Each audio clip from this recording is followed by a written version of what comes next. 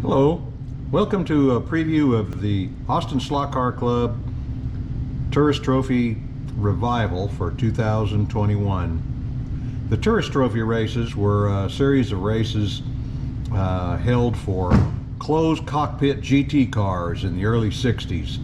They raced at circuits like Goodwood and other circuits, and these were very popular in the day, and they're very popular in vintage races and revivals today.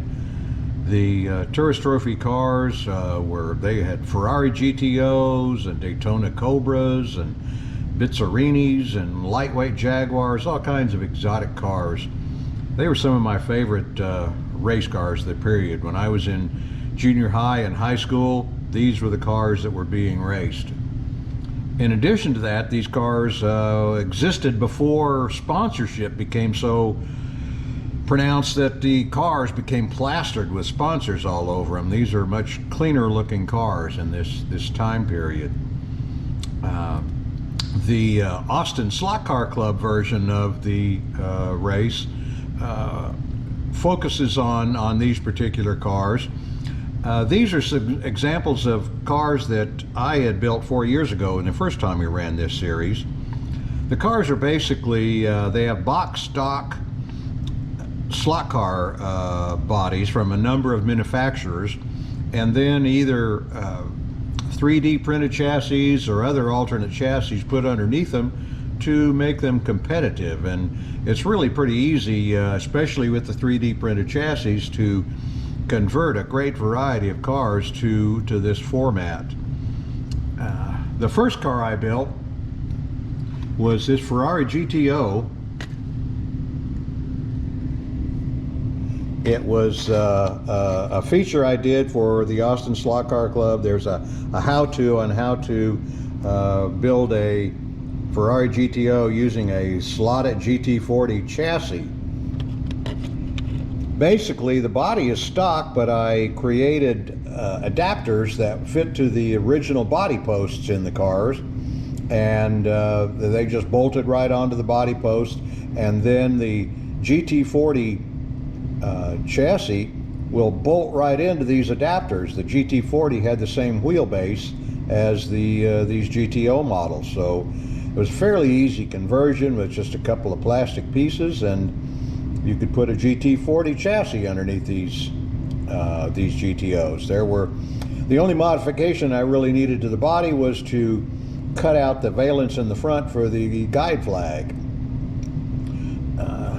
The original car I built for this series was a Sidewinder, and I modified the interior by cutting it down, making it shallower, and cut out the back of it, cut the body all apart till there's hardly anything left of the body. But when you look at the car, it looks like a realistic driver, when in fact there's really nothing there behind it. But I demonstrated how to build this interior in the how-to article on the Austin Slot Car Club website. I made a very realistic car. The current version of the car has basically a flat panel plastic interior piece that has a driver figure with arms and head and legs, or no legs, but shoulders. Has steering wheel, the upper part of the dash, and makes a pretty good looking interior. And this is really easy to do. Most of these cars have this flat panel interior, but it makes a quite easy conversion. A later version of this car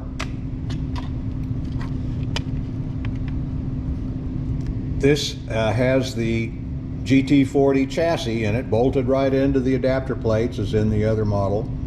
Has a Shark NSR short can motor in it, and as I say, it just bolts into the adapters and makes a really good looking car. All of these cars, we have no magnets in most of our series, and so any of the weights you see in these cars are just weights. They're not actually magnets.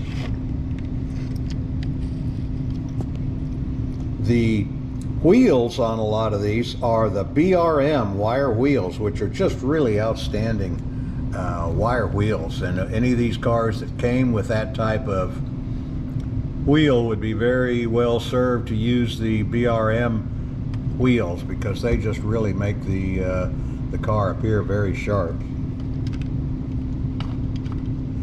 Now, some of the cars I would do more extensive work for the interior. This Daytona Cobra, a Revell monogram kit. Again, the body is basically stock. I have a 3D printed chassis that bolts right into the Daytona Cobra body. What I did for the interior in this one, this was the stock interior here. Side panel door here goes on right there. This stock interior weighed 12 grams and was, you know, very well detailed, but it had a lot of weight to it. So I started with index cards. I use index cards for templates, and I fit this into the body, folding it up. It took a couple of tries to get the template like I wanted it, but this approximates the original interior and fits right in. I then copied that interior to a sheet of thin aluminum and bent it up in the same manner like this. And then my ultimate result was this interior. I made resin castings of the driver and the wheel and tire and the rear, the dashboard, and the console in the car. I used a one-part body mold and brushed epoxy resin in layers into the body to make a very thin wall resin casting. So these resin pieces in there are actually pretty light. The original interior here weighs 12 grams. This interior, with the same amount of detail, weighs less than 4 grams. So again, it makes a very realistic car. It's a little more work doing this, and certainly just taking, I mean, you can't even use the index card. You could use an index card like this and paint it flat black, but most of the cars here have the flat back and black interior, and it works very well.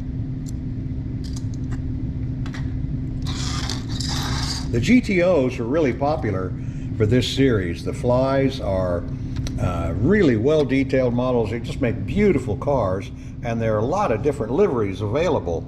This one happens to be a right-hand drive car, again with the BRM wheels.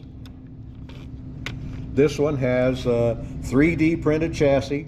There are several chassis manufacturers available on shapeways.com with 3D printed chassis that just bolt right into the existing body posts in these cars, and you can get a new car running pretty quickly with this. You can use a variety of motor pods, all kinds of motors. This one has a short can slotted. You can just get a pretty competitive car right off the bat. These cars, as I said, I built these for our series 4 years ago. Basically, they all perform very similarly. They have lap times within a tenth or two of each other, and you know, therefore we've got a variety of interesting looking and competitive cars. And there are a number of other cars that other members of the club are building for the series, and I did run this green GTO in the first race. Did pretty well with it. Really makes a nice looking car. This is the Fly 250 LM, Ferrari 250 LM. Also with a GT40 chassis, same wheelbase. Took a little bit of work to get this one to work it was very tight on the front end to get the guide flag enough room to rotate underneath or behind the grille and the lower valence panel. The motor is a long can flat 6 motor in this one. BRM wheels again.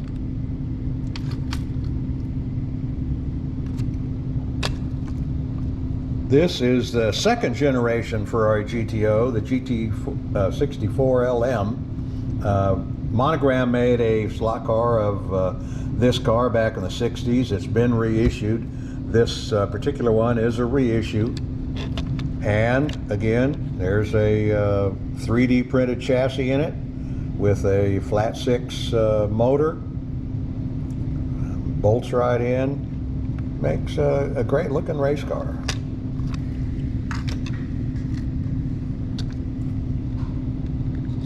The monogram version of the XKE lightweight car, again with a stock body, 3D chassis, a NSR short can motor inside it.